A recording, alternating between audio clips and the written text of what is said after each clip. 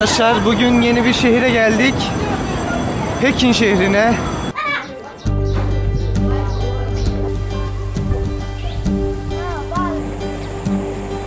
Hemen aynı Bakü metro istasyonlarıyla çok benziyor birbirine. İnsanların, yaşlı amcaların da favori araçları bunlar. Arkadaşlar, şurada bir dananın olan bu cihazlar çok lezzetli, gerçekten lezzetli. İtalya'nın bu kısmı Çin Hanedanlığı'nın İmparator Qin zamanında yapılan bir Budist tapınağı.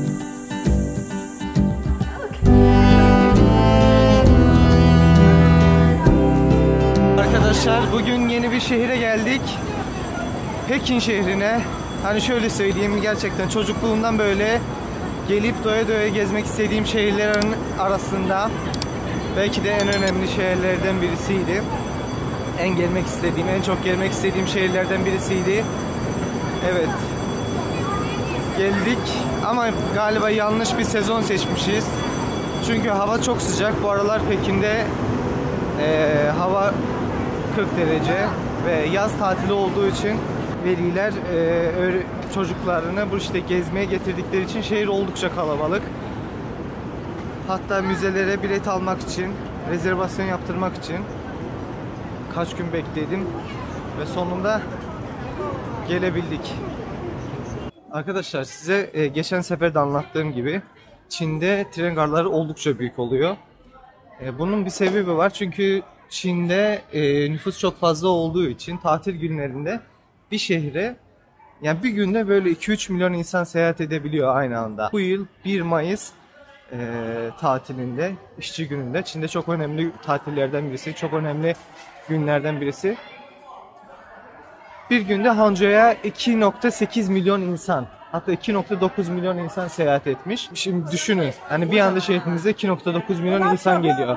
Bunu karşılayacak altyapınızın olması lazım.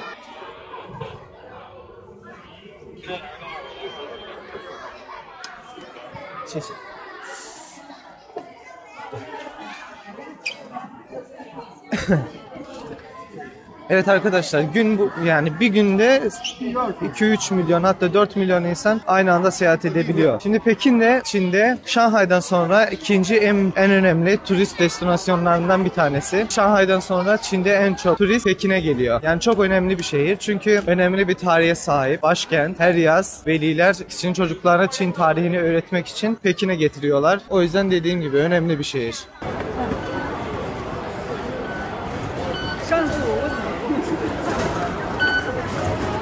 Evet, geçtik bu şekilde. Pekin'in metro sistemi Çin'de bulunan en eski metro sistemi. O yüzden Şanghay ve diğer şehirlerle mukayese ettiğimiz zaman biraz daha eski kalıyor. Bu metro istasyonu Bakü ile hemen hemen aynı. Bakü metro istasyonlarıyla çok benziyor birbirine. Arkadaşlar, Pekin metro hattı Şanghay'dan sonra Çin'in en büyük ikinci metro hattı, ama aynı zamanda Çin'in en eski metro sistemi. Evet, böyle bakarsanız biraz daha eski olduğunu görebilirsiniz. Tabii ki yeni hatları da var. Mesela bu da Pekin metro hattının metro ağ sistemi. 20'den fazla hat var. Hemen hemen şehrin tüm bölgelerini kapsıyor.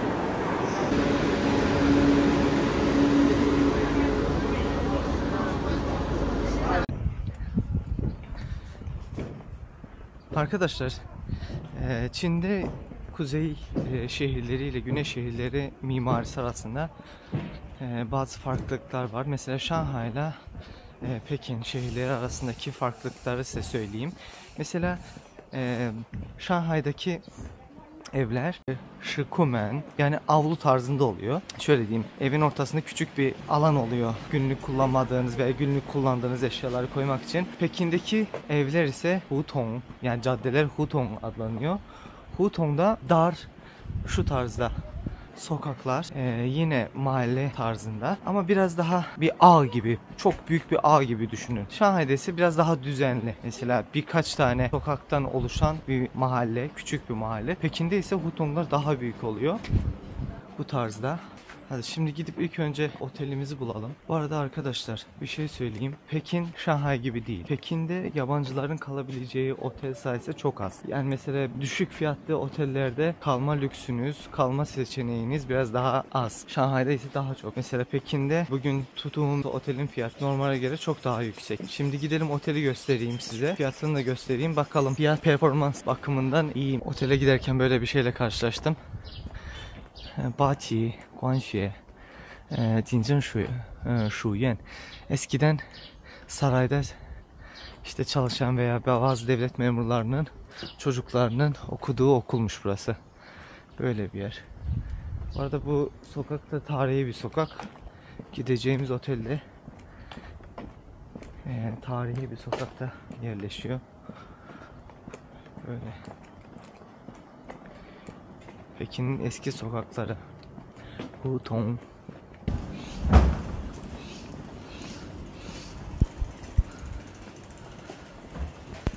Evet arkadaşlar, otel burası. Tarihi bir yere benziyor. Bakalım nasıl bir yer, içerisi nasılmış.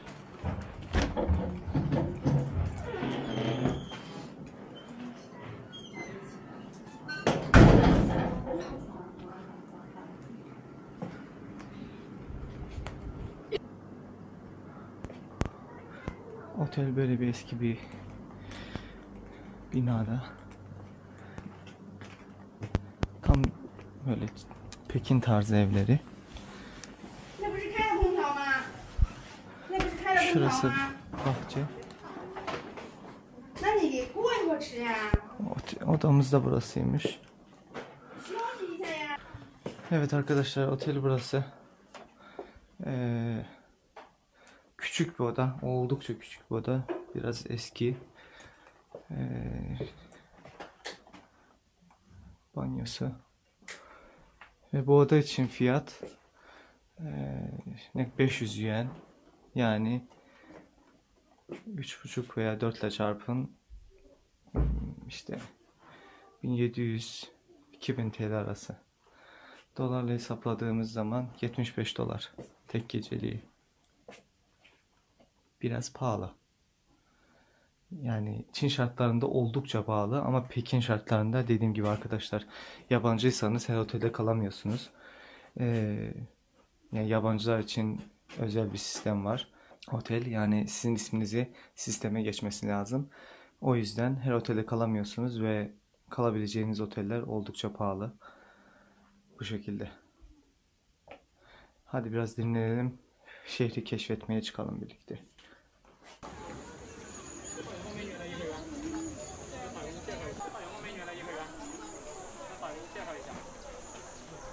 Evet arkadaşlar, bugün Pekin'deki ilk durağımız Pekin Yazlık Sarayı. Pekin Yazlık Sarayı'nın tarihiyle ilgili kısa bir bilgi aktarayım size. Bu sarayın tarihi 1153. yıla kadar uzanıyor. Ta ki Jurchinler zamanına kadar. Jurchinler kimler? Jurchinler Jin Hanedanlığı zamanında Çin'in kuzeyine hükümranlık etmiş bir halk diyeyim artık. Evet arkadaşlar, 1153. yılda Jin Hanedanlığı'nın hükümdarı başkenti, Jin Hanedanlığı'nın başkentini Harbin'den Pekin'e taşımaya karar veriyor ve ta bu bölgede, işte şu anda mevcut olduğumuz bölgede Kokulu Tepe adlı bir park salmaya emrediyor. Park yapmaya emrediyor. Ve o tarihten itibaren bu park Pekin'de mevcut olmuş tüm hanedanlıklar zamanında çok önemli bir yere çok önem arz ediyor. Yani çok önemli oluyor. Evet arkadaşlar, ta ki Cengiz Han'ın ordusu gelip Çin'i işgal edip işte kendi yönetimi altında birleştirinceye kadar mevcut olan bir hanedanlık. Evet arkadaşlar, burası da Suzhou Sokağı. Hatırlıyorsanız Hangzhou'ya gittiğim zaman size Çince bir söz söylemiştim. Shangyou Tiantang, Shayo Suhang. Yani yukarıda cennet varsa aşağıda Suzhou ve Hangzhou var. Evet, burada Pekin'de Suzhou'ya benzetilmiş bir sokak. Bu sokak 1860 yılında Opium Savaşları zamanında Fransız ve İngiliz orduları tarafından yerle yeksan ediliyor. Moğolları, Türkleri ve diğer doğulu devletleri barbar olarak nitelendiren batılı güçler Çin'i sırf kendi bireysel çıkarları için, sırf uyuşturucu satmak için gelip burayı yakıyor, yıkıyor, yerle yeksan ediyor. Bura ne zaman yapıldı? 1990 yılında Opium Savaşları'nın 130. yılında burası tekrar restore ediliyor. Aynı işte 130 sene önce mevcut olmuş haliyle tekrar haline benzer bir şekilde tekrar canlandırılıyor. 1800'lü yıllarda yani 19. yüzyılda Çin artan uyuşturucu kullanımından rahatsız oluyor. Yani Çin hükümdarı ve Çin'de opiumun kullanımını yasaklıyor. Bu yasaklamaya karşı çıkan Batı devletleri Çin'e karşı savaş açıyor. Opium savaşları. Birinci ve ikinci opium savaşları. İkinci opium savaşları zamanında 1860 yıllarında Çin İngilizlerin birkaç askerini ve The Times gazetesinin bir tane habercisini hapsediyor. Ve bundan dolayı sinirlenen İngiliz ve Fransız güçleri işte şu anda gezdiğimiz bölgeyi yani Suzhou sokağını, Pekin Yazlık Sarayı'nın Suzhou sokağını burayı yeksan ediyor. Yakıyor. İşte öç almak için.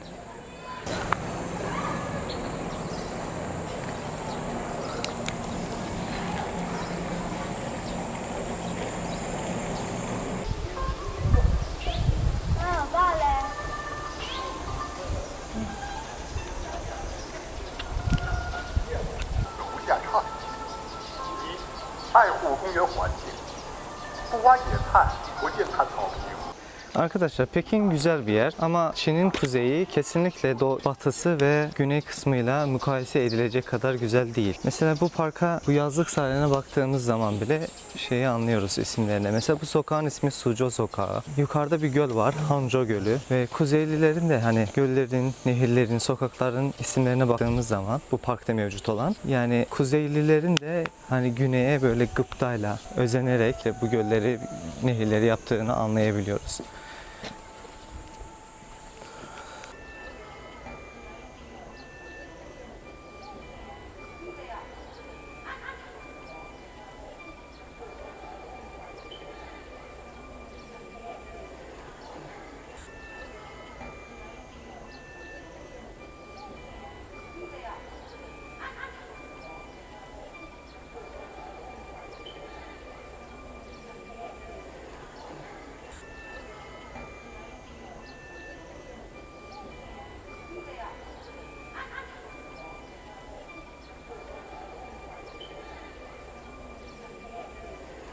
Şimdi arkadaşlar biliyorsunuz 1911. yılında hanedanlık sülale yönetimi son buluyor Çin'de. Çin Cumhuriyeti kurulduktan sonra ise aslında Cumhuriyet Türkiye'deki gibi sağlam temeller üzerinde kurulamıyor maalesef ve çok kısa bir dönem sonra savaş lordları işte askerler tekrar yönetimi ele geçiriliyor ve Beiyang hakimiyeti dönemi başlıyor. Şimdi 1911 yılında Çin Cumhuriyeti kurulduğu zaman Çin hanedanlığının son hükümdarı Puyi bu sarayı özelleştiriyor. Ancak Beiyang hakimiyeti yani askeri yönetim kurulduktan sonra ise bu yazlık sarayı Puyi'den alınarak kamulaştırılıyor. Yani kamulaştırılma adında böyle askerlerin kullanımına veriliyor. Böyle bir dönem işte. Kısa da olsa bir bilgi aktarayım bildiğim kadarıyla, dilimin döndüğü kadarıyla.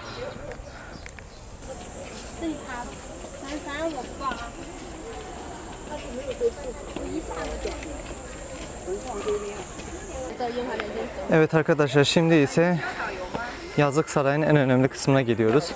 Yazlık Sarayı'nın bu kısmı Çin Hanedanlığı'nın İmparator Gen zamanında yapılan bir Budist tapınağı. Bu Budist tapınağı Tibet tarzında yapılmış. Bilmiyorum internette gördüyseniz Lhasa Budist tapınağının tarzına, mimari yapısına çok benziyor.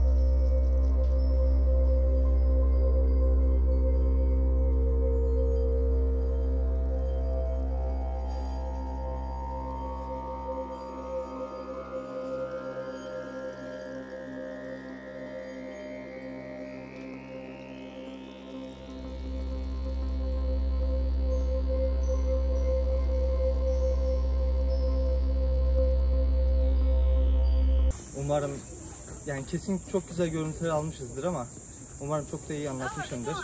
Yani ilginizi çekecek kadar. Arkadaşlar Çin tarihi çok güzel. Yani çok nasıl diyeyim? Hani bizdeki gibi entrika desem var, heyecan desem var. Yani her şey var.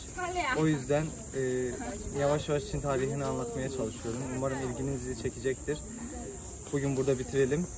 Yarın çok daha güzel yerlere gideceğiz. Mesela şimdi söylemeyeyim, yarın göstereyim. Evet arkadaşlar, bugünkü akşam yemeğine Çin yemeği, meşhur Çin yemeklerinden biri olan ekşi balık çorbası. Çok lezzetli bu arada bu.